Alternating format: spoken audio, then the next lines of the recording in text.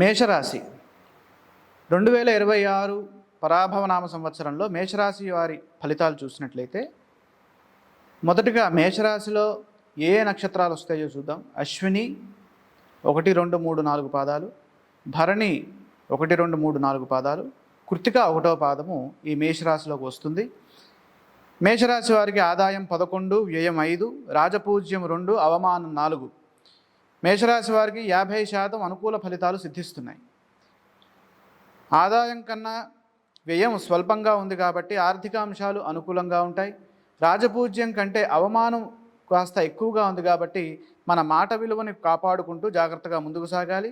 ఇక ముఖ్యమైన విషయాలను కనుక చూసినట్లయితే మేషరాశి వారికి శుభప్రదమైనటువంటి ఫలితాలు గోచరిస్తున్నాయి. కారణం ఏంటంటే 6 డిసెంబర్ వరకు లాభస్థానంలో రాహు యొక్క బలం అనుకూలంగా ఉంది.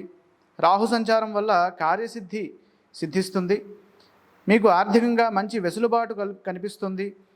అలాగే అనుకోని మార్గాల ద్వారా ధనలాభం సూచితం, దీర్ఘకాల ప్రయోజనాలు ఉంటాయి.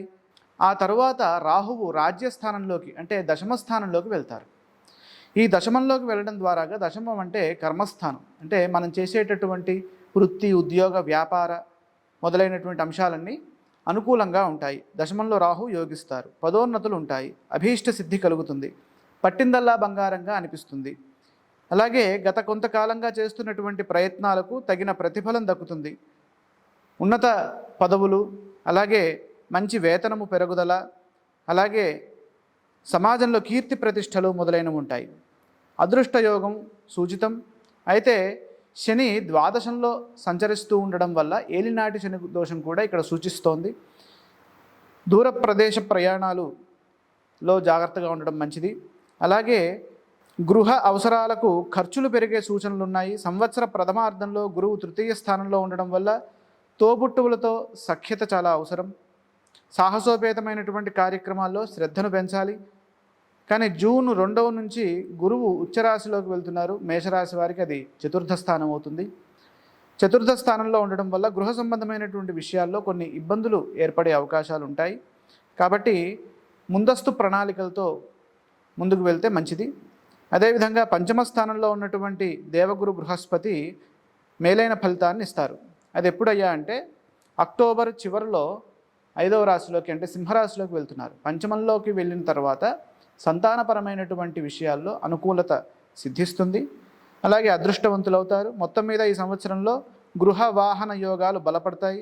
విద్యార్థులకు, ఉద్యోగులకు సంవత్సరము ద్వితీయార్థము అత్యంత అనుకూలంగా ఉంటుంది. కారణం ఏంటి? గురుబలము అక్టోబర్ చివరి వారం నుంచి వారికి సిద్ధిస్తోంది కాబట్టి ద్వితీయార్థం అంతా శుభప్రదంగా ఉంటుంది. ఆరోగ్యం పట్ల కొంత జాగ్రత్తగా ముందుకు సాగడం మంచిది. కారణం ఏలినాటి శని దోషం ఉంది. ఈ సంవత్సరం అంతా దేవగురు బృహస్పతి యొక్క అనుగ్రహంతో, అంటే పంచమ స్థానంలో ఉన్నటువంటి బృహస్పతి అనుగ్రహంతో ఈ అక్టోబర్ చివరి వారం నుండి వారికి అనుకూలమైన ఫలితాలు ఉన్నాయి. కేతువు పంచమంలో ఉండడం వల్ల కాస్త పిల్లల విషయంలో ఆందోళన చెందకుండా ఉండాలి. వారి చదువు పట్ల బాధ్యతాయుతమైనటువంటి శ్రద్ధ పెంచాలి. చతుర్థంలో ఉన్నటువంటి కేతువు కూడా మిశ్రమ ఫలితాన్ని ఇస్తారు. ఈ చతుర్థ కేతువు ఎప్పుడు వస్తాడు? డిసెంబర్ 6వ తారీఖు చతుర్థంలోకి అంటే కర్కాటకంలోకి ప్రవేశిస్తారు. కాబట్టి మన కుటుంబ సభ్యుల్లో ఎవరైతే పెద్దవారు ఉంటారో వారి ఆరోగ్య పరిస్థితులు జాగ్రత్తగా చూసుకుంటూ ముందుకు సాగాలి. అలాగే దగ్గర వారితో మనస్పర్ధలు రాకుండా సౌమ్యంగా సంభాషించాలి. గృహంలో అశాంతి లేదా ప్రయాణం మధ్యలో వాహనాలకు కూడా ఇబ్బందులు రాకుండా చూసుకోవాలి.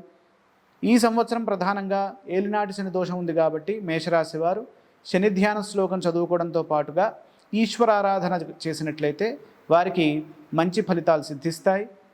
గురుబలము అక్టోబర్ నుంచి ఉంది కాబట్టి విద్యార్థులకి అక్టోబర్ నెల నుంచి చాలా అనుకూలమైన ఫలితాలు ఉంటాయి. అదేవిధంగా వివాహం కాని వారు వివాహ ప్రయత్నాలు కూడా అక్టోబర్ నుంచి ప్రారంభించవచ్చు.